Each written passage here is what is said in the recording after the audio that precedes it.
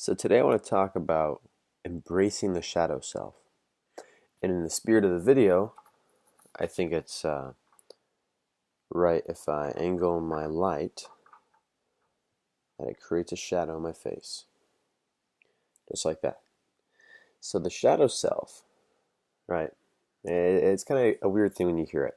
But what it actually means is that darker side of you that you want to push back, that you want to ignore, that you want to hide within yourself.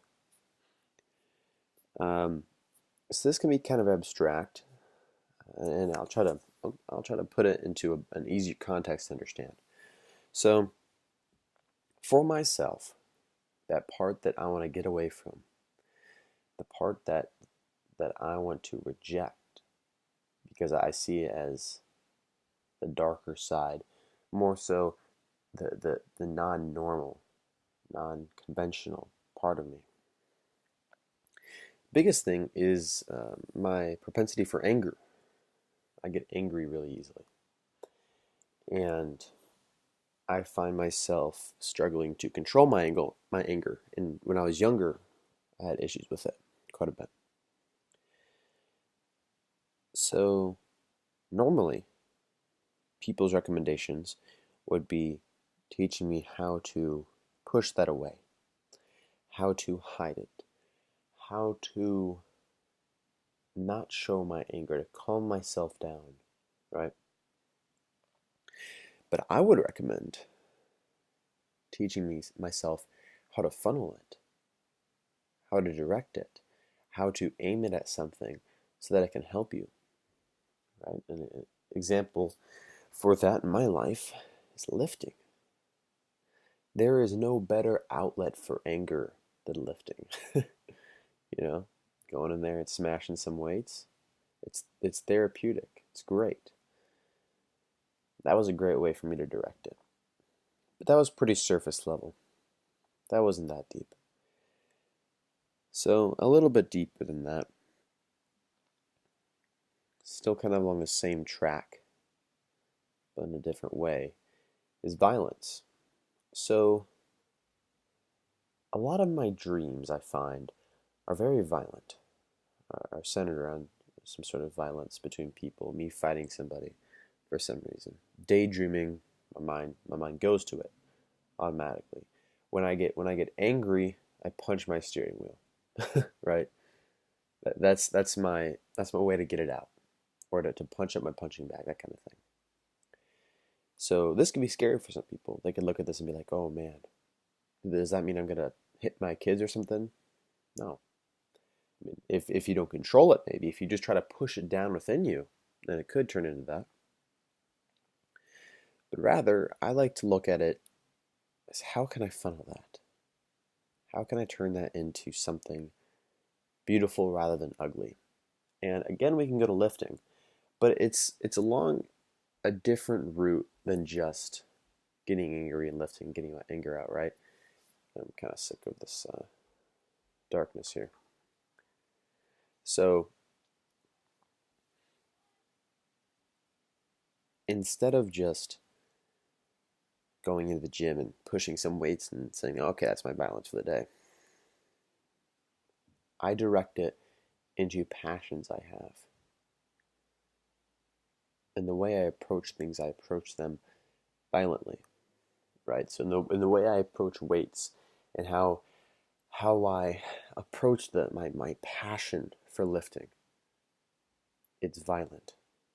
It's not a matter of going in there and then just being angry. It's a matter of violently attacking and destroying my weights and destroying the goals that I have set, right? It's funneling that want for violence into constructive things. And even in ways, if you're not, obsessed with something physical, like lifting, maybe it's building or making something, then you can attack that with ferocity, okay? Or you can even do activities, or not fantasize, but entertain thoughts about violence, not in a dark way, but in a better way than that, right? So don't think about shooting up your school or something. Obviously, that's probably not a good idea. I would I would say something more along the lines of defending your family or standing up for people. That's a good way to get that out. But look at it from an objective angle. Don't look at it from this angle of I just want to go beat somebody up. No, look at it from like a very logical way, and then that can help you to understand and help you to come to grips in terms uh, with your obsession, with your deeper emotions. So that's some ways that you can kind of acknowledge, and more than that, that you can dive into and work with your shadow self, your darker side. But we can get even deeper than that. And beyond violence, I have a sad history of running from some things. And this is getting a bit more real than I want it to, but you know what, we're going to do it anyways. So, in relationships, right, in the past, I like to hit problems head on. Um, that's my violence, that's my aggression, right? Just get rid of the problems. I don't mean to make this sound like I'm a violent person. That's not the case. Uh, but if I have the problems in a relationship, I want to find the solutions. I want to attack it and I want to get it done. But there is this desire to run from it, to give up, and to push things away. And I figure it'd just be easier for me to hide from those things, and to hide from my feelings, and to hide from my responsibilities as a man, instead of just doing what I know is right. And in almost no circumstance is cowardice a good trait. So that's definitely considered part of your shadow self, is wanting to run from things. Run from things you know you should fix. With that, the deepest type of stuff, it comes to analyzing it and being aware of when it pops up in your life. Because you do not want to let your mind just take the wheel, without your unconscious mind just take the wheel and run. When you have a tough decision to make, you want to really look at it analytically and objectively. And also, of course, taking your emotions and your gut and your heart and everything like that into the equation. But you don't want to let your natural instincts take over completely, because then you can reach these types of situations where you do things that you didn't mean to do, that you don't want to do. All right. So in the hardest of situations, that's when you look at it. Okay, that's when you have to actually take power over that shadow side of yourself.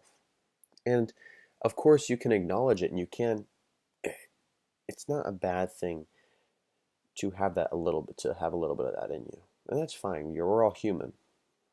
If you kind of hide from some things, that's okay, as long as you come back and fix them.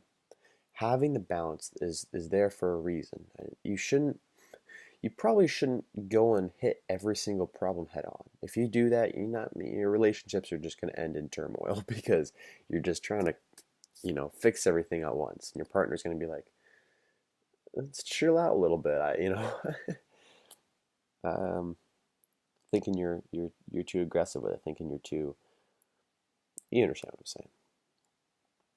So there's a balance there for a reason, but don't let the darker side win over in that balance of power, because you let that become the primary part of yourself, then relationships, goals, and things like that are going to fall.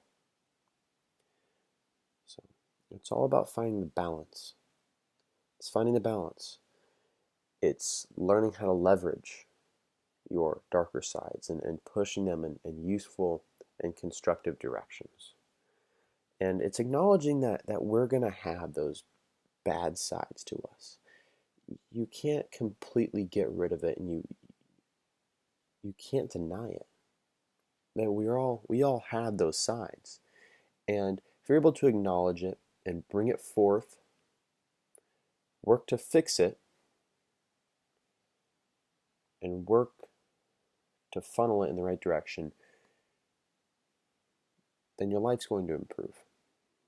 And then you will be able to master. And yes, I say master, I mean master. I haven't mastered it, but people can't. Master the dark side of your character.